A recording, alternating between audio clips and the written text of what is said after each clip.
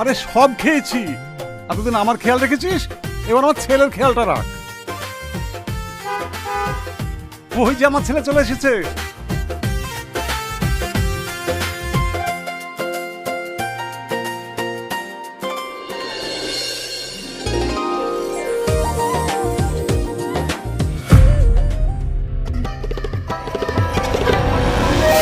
এ কি অবস্থা তোর? বিদেশ থেকে বাড়ি ফিরছিস না কুস্তির আখড়া থেকে বাড়ি ফিরছিস? বাটুল, আমাদেরকে টাকা না দিলে আমরা কি করি?